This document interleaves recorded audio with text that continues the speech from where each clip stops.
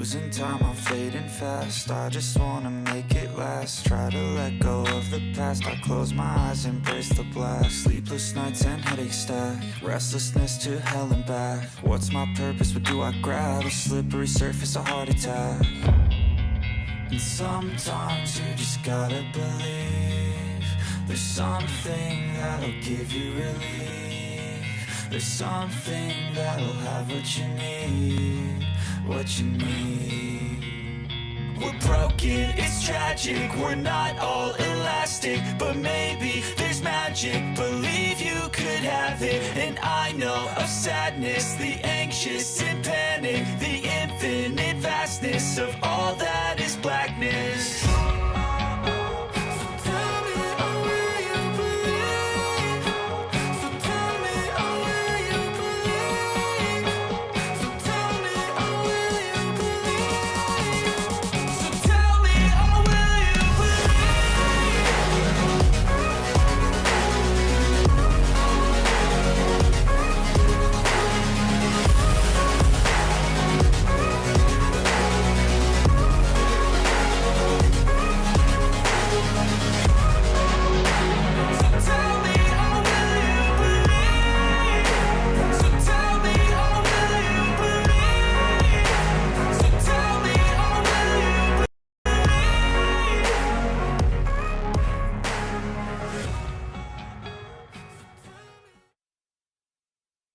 The AFib Show brings you stories, interviews, lifestyle coaching, and information meant entirely for those with atrial fibrillation, atrial flutter, troublesome ectopic beats, or other heart rhythm disturbances.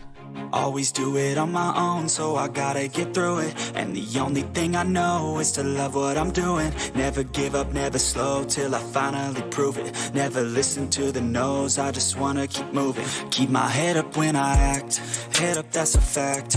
Never looking back, I'ma keep myself on track. Keep my head up, staying strong, always moving on. Feel I don't belong, tell my thoughts to move along. Push myself to be the best, die with no regrets.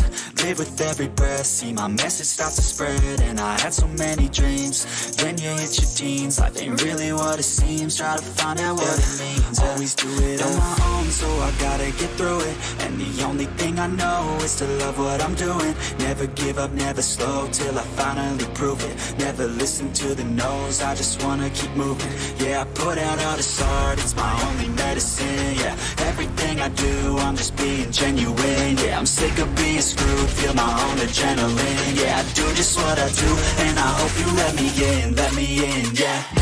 Okay, AFibers, it's time. Let's go live with Big Northern Bear.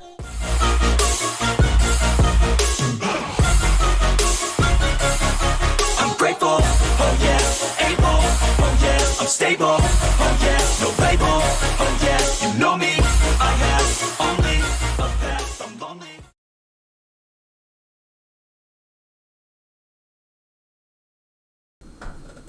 Good evening, everyone. I haven't spoken on the AFib channel for a bit about AFib issues, being all wrapped up with my cancer problems lately, so apologize for that. But there's been a lot of people asking me about the fact that I've spent 6 weeks hardcore keto diet for cancer and the effect that it had on my heart.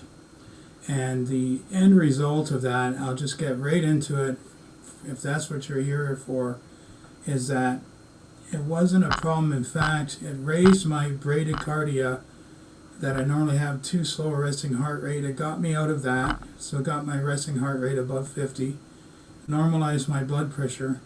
But just like in the past when I tried it, as soon as I added running to the equation, my first 5K run I did, which I did 6 weeks after my craniotomy, that night I went into atrial flutter for a minute and then again for another minute, and that's how my AFib starts. So I took a metoprolol right away and just slowed it down, and I realized I'm just following the same path I had before in terms of keto eventually setting off my heart. So I had to abandon it from there. So that's my experience on the keto diet as an AFibber, is that keto by itself was not a problem. And I was really deep ketosis, super low carbs, super high fat, 4-to-1 keto diet that they use in medical research. And that was just fine. I was doing fasts. I was doing 18-hour fasts, no problem.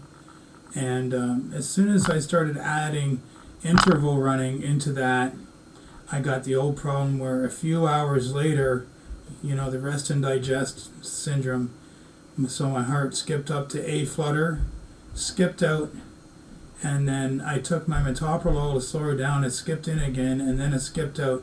Fortunately, I avoided an AFib episode, but if I hadn't taken my metoprolol right away, almost certainly I would have gone into AFib. And then once I go into AFib, it's sort of a wild card how long I stay there and how bad it gets. So I'm glad I just avoided that whole thing because, as you all know, I have enough problems right now. So I'll just share a few other updates while I'm at it. I see there's 4 or 5 people watching in chat, so just say hi to everybody. And hopefully the audio is working.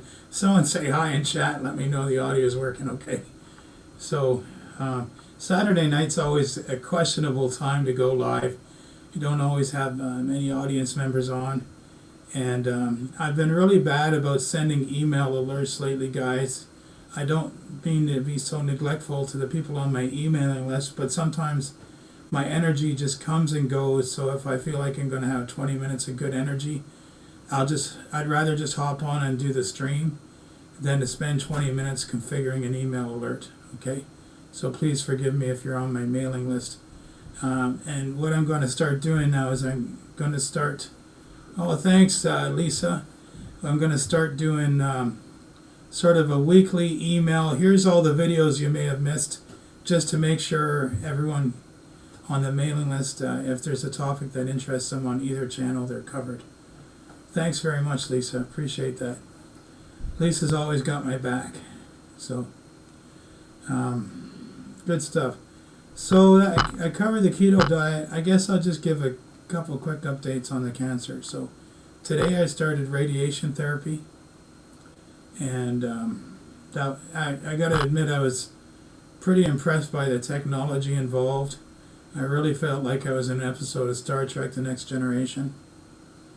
But what I wasn't so pleased with was the chemotherapy I had to start today. So I'm on Temodor or temolizumab, and I mean this stuff is just toxic stuff. It was pretty hard on me when I took it. I had to take an anti-nauseant an hour before I could take the Temodar, and then I had to take the Temodar an hour before the radiation therapy. So it's a lot of timing involved. So basically, this morning I fasted all night because I'm going to be doing intermittent fasting throughout all my therapy to give the radiation and chemo the best possible odds. So I fasted from 9 o'clock last night until after the radiation today, which was at 2:30. And when I got home, I used my new ketone tester my cousin Rick in the U.S. sent me, and I was positive for ketones, so I know I'm going to call that a successful fast when at the end of it I've shifted into mild ketosis. Not enough that it would have set off the problem I talked about earlier in the episode, but just now I know I switched from carbohydrate burning metabolism to fat burning. So that's where I want to get to in terms of, applying a caloric restriction, genetic pressure on my tumor and my cancer treatment. And so this morning at 8 o'clock I did a 45-minute interval run on the treadmill, then a 15-minute bike ride just to round it up to an hour. And so fresh off that is when I started taking the medications and getting ready for the procedures. So I feel that's a good ritual. The problem is they're not going to be giving me the treatment the same time every day. Some days it's at 9:45 in the morning. Some days it's going to be in the afternoon. It's kind of all over the place. So it's going to be interesting trying to make that work every day and also work at my real job. So we'll have to see how all that goes. But where I went wrong today, the learning experience was I took the nausea pill, and when I got home I felt a little bit of nausea, so I took the next nausea pill that I'm allowed every 4 to 6 hours, so I took it at the 4-hour mark, and it just floored me out, man. I was just done. It just laid me right out. So I'm going to try to back off on those and use those the bare minimum, because obviously they leave me completely exhausted, and fatigue's been a problem for me through this whole cancer journey since the craniotomy.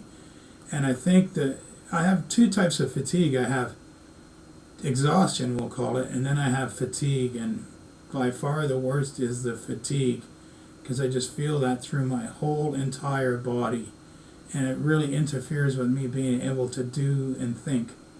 So I'll call that fatigue. Exhaustion is just where you get tired really easy. They're two totally different things in my mind now. So the exhaustion I can deal with. I think I can do some work when exhausted. I can just force myself through it.